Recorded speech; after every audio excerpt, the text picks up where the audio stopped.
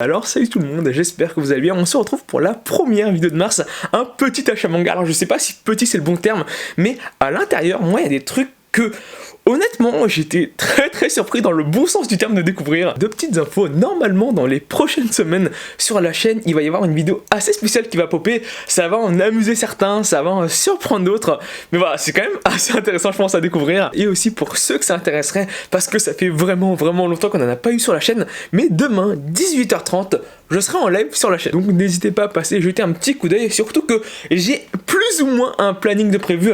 Donc 18h30 on commence le live, et en fait ce qui se passe c'est qu'à 19h, si je me trompe pas, t'as les éditions Noévé Graphics qui font un live sur leur chaîne YouTube, donc on va review leur live. Je me suis dit que c'était plutôt une bonne idée, que normalement on devrait apprendre des trucs, et que surtout ça va donner une structure au live, que juste on va discuter, je vais répondre à vos questions. Là je me dis ça peut être quand même un peu plus enrichissant, et du coup ça fait une bonne transition parce qu'on va commencer avec une des nouveautés des éditions Noévé, les deux premiers volumes du manga Rent a Girlfriend. Vraiment pas mal de choses à dire dessus, et pas forcément dans le bon sens du terme, mais on reviendra ça un peu plus en détail après. Déjà sur l'édition, alors comme d'habitude, les éditions Noévé Graphics, et ça c'est plus étonnant, on l'avait vu avec ses premiers mangas, avec leurs premiers mangas, les tomes sont quand même assez fins. Ça doit même pas être une question de nombre de pages, parce qu'on doit se trouver dans la moyenne, mais c'est juste que quand tu le prends en main, le manga, il est tout petit. Mais c'est pas gênant. Pour bien vous illustrer ça, disons que l'Atelier des Sorciers, c'est le format classique plutôt grand. Ensuite, on a le format de chez Kazé qui est à peu près le même que le Naruto de chez Kana. Et vous pouvez voir que le tome de Rent a Girlfriend est un peu plus large, mais un peu plus court. Honnêtement, moi j'aime plutôt bien que ce soit les petits formats plus souples ou les grands formats un peu plus rigides, mais globalement à la prise en main c'est pas du tout gênant. Et ça j'avais oublié de vous le préciser parce que c'est assez important. Mais alors à l'intérieur de chaque tome, on a une sorte de bon de commande ou de bon de volume. Il y a écrit à conserver, je sais pas encore actuellement à quoi ça sert, mais j'espère que ça aura une utilité. Et vraiment, je trouve Noévé très fort sur le marketing, parce qu'à l'intérieur, on a des petites cartes comme ça à collectionner. Et si je me trompe pas, et ça ne devrait pas être le cas, on a une chance sur 100 en achetant le volume 1 de Rent a Girlfriend de tomber sur une carte comme ça exclusive avec la signature de l'auteur. Je suis d'accord qu'à première vue, on dirait que c'est rien comme ça, mais je peux vous garantir que je connais des gens qui vont acheter le full set intégrale des éditions Noévé juste pour avoir le full set des cartes à collectionner. Et c'est assez amusant parce que à un moment j'avais quand même pas mal hésité à acheter, on va dire, une centaine de tomes de Rent a Girlfriend juste pour avoir la carte à collectionner. Finalement je me suis un peu amusé, mais comme quoi il faut pas grand chose pour faire vendre. Parenthèse un peu fermée, du coup niveau rendu du volume, alors à un moment j'étais un peu sceptique, mais vu que Noévé de base ils font des livres d'art, j'avais quand même d'assez grosses attentes en eux, et je n'ai pas du tout été déçu. Normalement vous devriez réussir un peu le remarquer comme ça, mais la couverture elle est un peu mate, mais c'est un mat qui est brillant. Peut-être que ça se voit un peu plus derrière, mais le rendu en tout cas est au rendez-vous. Et du coup le problème c'est que par rapport au manga, vous devez savoir que moi je suis un grand fan des mangas de romance, mais ouais j'ai pas plus aimé que ça. Après le truc c'est que comme vous pouvez le voir là, j'ai que les deux premiers volumes et qu'au Japon il y en a 19, mais ouais j'avais vraiment du mal à le lire. Forcément si vous avez regardé l'adaptation animée et que vous avez adoré, parce que je crois qu'elle a quand même pas mal de succès, allez acheter le manga parce que ça vaut clairement le coup. Je pense que l'histoire va beaucoup plus loin. Par contre si vous ne connaissez pas du tout, allez découvrir, parce que je pense que dans la romance c'est un titre qui est quand même assez important en 2021, mais je peux pas vous garantir que vous allez forcément aimer. C'est très propre que la série s'améliore par la suite, parce que sinon il n'y aurait pas autant de volume. Mais il y a deux gros soucis à l'intérieur. Le premier c'est que le personnage principal ne pense que au cul. Bah c'est assez drôle à dire, mais en tout cas moi c'est l'impression que j'en avais un peu. Je vais vous montrer ça sur le premier tome parce que ça se remarque assez facilement, mais on est vraiment sur cette image d'ado, par exemple comme on peut le voir ici, où voilà, il se touche un peu la nouille, et vraiment ça je trouve que ça rend le personnage un peu chiant. Même il y a trois trucs qui sont assez gênants.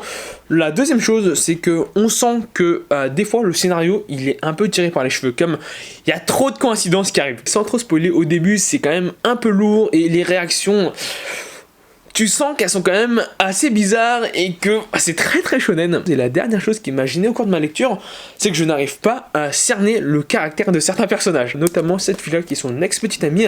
Mais voilà, je sais pas trop encore vers quoi ça se dirige, j'attends un peu de voir la suite. Après, niveau dessin, ça se défend sans être exceptionnel, mais j'ai vu qu'il y avait quand même une nette amélioration quand on voit les covers des derniers volumes. Donc pour ne rien vous cacher, je suis un peu mitigé. Est-ce que je m'attendais à mieux ? Oui. Est-ce que c'est si mauvais que ça?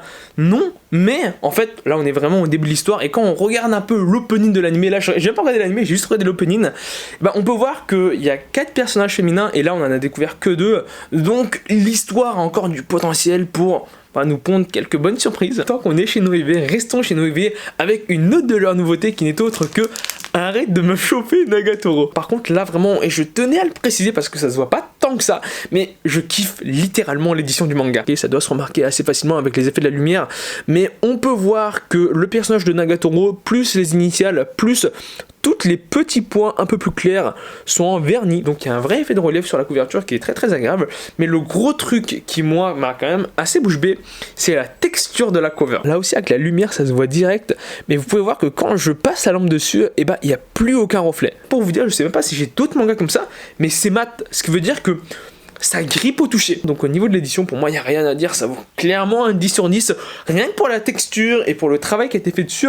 Et par rapport au scénario du manga, et j'ai aussi adoré. Moi de base, je m'attendais plus au contraire d'adorer Rent a Girlfriend et d'être un peu plus mitigé sur Nagatoro, mais finalement, c'est l'inverse. Après, dans le site de l'histoire, pour ceux qui connaissent, c'est un peu comme quand Takagi me taquine, mais en un peu plus mature, en un peu plus échi, et je vais dire plus romancé, même si c'est pas vraiment le cas. Je vous invite quand même fortement à le découvrir parce que moi en tout cas j'ai pris beaucoup de plaisir à le lire. Je vous montre un peu les planches qu'on peut retrouver à l'intérieur, mais c'est clairement assez qualitatif. Ouais, je m'attendais pas à ce que ce soit aussi beau. Ensuite, une autre grosse surprise des éditions Delcourt Tonkam dans leur collection Moonlight, c'est de l'autre côté de l'horizon, et je sais pas si vous pouvez le voir comme ça, mais là aussi niveau édition, c'est juste un gros kiff. C'est pas exactement comme Rent a Girlfriend, mais ça s'y rapproche un peu. Vous pouvez voir qu'il y a ce côté brillant sur toute la couverture. Juste en voyant la photo de la cover, on se dit ouais, c'est assez moyen, mais quand on l'a en main, je peux vous garantir que c'est un vrai plaisir de le tenir. C'est donc une autre nouveauté dans la collection Moonlight. Alors tous les titres de chez Moonlight pour moi ne sont pas exceptionnels. La plupart sont assez moyens actuellement, et je crois qu'il y en a que 4. Honnêtement, les deux meilleurs pour moi, c'est Le Prix du reste de ma vie et pour l'instant de l'autre côté de l'horizon, ça a été, je vais pas dire des grosses claques, mais des mangas qui sont quand même assez universels. On suit quelqu'un qui a fait un peu une sorte de burn-out à Tokyo et du coup qui, par un jeu de circonstances, arrive à trouver un poste dans la campagne. Et le thème un peu principal de l'histoire, c'est globalement d'apprécier la vie, mais ça passe par plusieurs phases et c'est un peu dramatique, mais à la fin je pense que ça se finit dans tous les cas à chaque fois assez bien. Même niveau dessin, je trouve que l'atmosphère colle plutôt bien au manga. C'est le genre de titre qui est assez court. Là, c'est fini en 3 volumes, mais c'est globalement fait pour être court. C'était plus ou moins tout pour les nouvelles licences. Du coup, on revient sur les séries en cours maintenant. Tout d'abord aux éditions Meian, dont j'ai repris la lecture quand même très récemment. C'est le manga Gannibal, les volumes 2 et 3.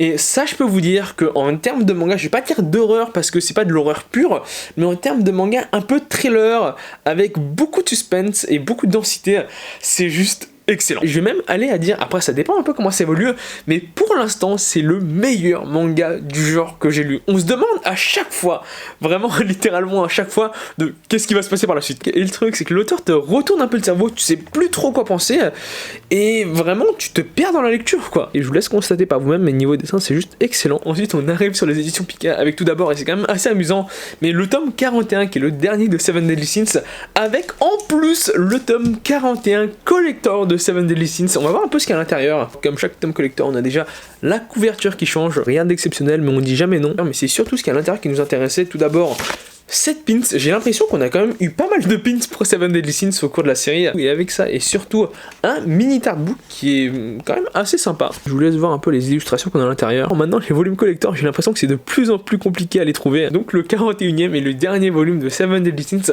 je vais pas vous cacher, je pense que vous le devinez, je suis très loin de la fin, et je pourrais vous dire, même pour la vidéo, j'ai pris le temps de relire les 3 premiers tomes. Alors oui, du coup, 3 premiers tomes sur 41, ça fait très loin, mais le problème, c'est que j'ai jamais la motivation parce que moi je m'étais arrêté vers les tomes 20 et jamais en fait je reprends à partir du tome 21. Ça devait bien faire 2-3 ans que je les avais pas lus, donc j'avais oublié une bonne partie de l'histoire, mais je me suis refait un peu la lecture et franchement Seven Deadly Sins c'est un très bon shonen. Et en relisant les 3 premiers tomes, il faudrait que je fasse ça aussi pour l'attaque des titans, mais ça m'a bien chauffé pour aller jusqu'au bout de la série. Ensuite après ça, et là aussi comment ne pas vous en parler, on a le 10e volume de Bakemonogatari qui reprend l'arc Kisumonogatari, et je l'ai un peu lu. Et alors déjà, c'est assez perturbant parce qu'il y a des personnages qui changent. Par exemple, lui, quand j'ai ouvert le volume, j'ai un peu cherché qui c'était. Et surtout, très bon point ici que je m'attendais pas du tout à voir. Mais on a beaucoup plus de développement d'histoire que dans le film. Donc même ça suit la même trame, et ça c'est pas courant. Il y a vraiment un intérêt à lire le manga, autre que pour le dessin de l'auteur, même si le dessin de l'auteur, c'est déjà un intérêt suffisant. Donc Bakemonogatari, toujours autant un kiff à lire. Et le dernier manga que j'ai reçu aux éditions Pika, il est toujours sous blister, c'est le 6e tome tome de la réédition de Chobits. Je vais pas le déballer maintenant, ça n'aurait pas grand intérêt puisque j'aime bien avoir de 1 mes mangas sous blister et de 2 c'est pas prévu pour demain que je le lise, je le répéterai jamais assez, mais voilà, Chobits, gros coup de cœur, sans doute mon clamp préféré. Alors après c'est aussi parce que c'est le premier que j'ai lu, le premier que j'ai vu en animé et qui m'a sans doute le plus marqué, donc vraiment content qu'il fasse une réédition parce que c'est clairement un titre selon moi qui le mérite largement.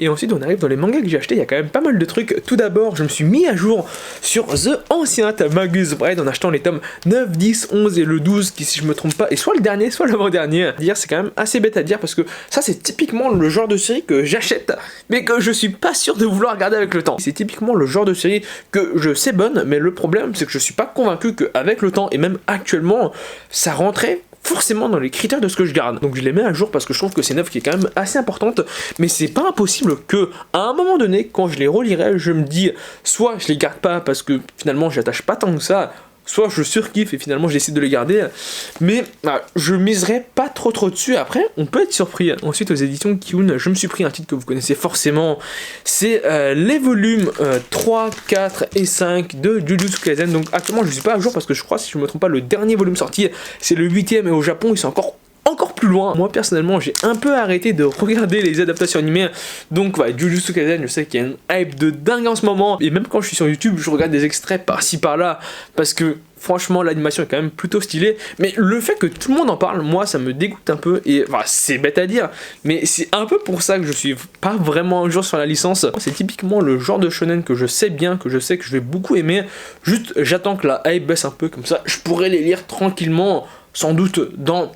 allez, on va dire 1 an. Ça, vous allez rigoler, je l'ai acheté il y a 2 semaines de ça, mais vous devez savoir que j'ai reçu le tome 1 avec le dossier presse de Shai, et j'en ai en même temps profité pour acheter le coffret de lancement avec une jaquette alternative pour le tome 1, plus un décorama exclusif, donc c'était au prix de 14,90€, soit juste le prix de 2 volumes. J'ai pas grand chose à dire dessus vu que j'en avais déjà parlé précédemment sur la chaîne, mais je pense vraiment que Shai c'est une œuvre qui est quand même assez importante, qui va prendre de l'ampleur sur les prochaines années, donc voilà, c'était pas une grosse perte, surtout que juste on paye les 2 volumes et on a le coffret plus la jaquette collector offert. Et ensuite j'ai quand même pas mal avancé dans le manga Prison School en achetant le 24, 25 et le 26. Alors Prison School on arrive sur la fin parce que si je me trompe pas le dernier volume c'est le 28, donc on est à 2 volumes de la fin. Je connais la fin je suis pas trop fan, mais vu que le titre globalement en tout cas au début est quand même assez excellent, au milieu j'ai l'impression que ça se perd un peu et à la fin ça part complètement en vrille, mais globalement on aime bien cet esprit donc on les achète jusqu'au bout. Oui, on va terminer la vidéo avec une seule licence mais 3 séries d'un titre quand même assez connu, même si ça parle principalement à la niche. C'est Dance in the Vampire Bund. Je me suis tout d'abord pris les 4 volumes, l'intégrale de Scarlet Order, ensuite les 3 volumes, l'intégrale de The Memory of the Sledgehammer, et je crois que c'est plus compliqué à trouver ça, c'est l'intégrale en 2 tomes de Dance in the Vampire Bund, Dave the Vampire Bund. Du coup ce qui veut dire que normalement avec ça j'ai le full set de l'auteur avec son nouveau manga qui va venir aux éditions Noévé Graphics. C'est un titre que j'avais découvert il y a très longtemps en animé et que ensuite j'ai relu un manga. Franchement c'est pas trop mal, après c'est pas exceptionnel non plus, mais c'est plus pour la nostalgie que je préfère avoir le full set de l'auteur. Je sais pas du tout ce que valent les spin-offs ici, mais étant donné que c'est des séries courtes, je pars du principe que c'est pas exceptionnel non plus. Après c'est par le même mangaka que la série originale, donc ça c'est plutôt un bon point. Donc c'était plus ou moins tout ce que j'avais présenté, ce qui, on sera d'accord, fait déjà pas mal. En tout cas j'espère que la vidéo t'a plu, si c'est le cas n'hésite pas à t'abonner, c'est le plus important, à laisser un pouce bleu, à laisser un commentaire. Demain je suis en live à 18h30, donc n'hésite pas à venir jeter un petit coup d'œil. Sur ce je te dis à la prochaine, allez salut.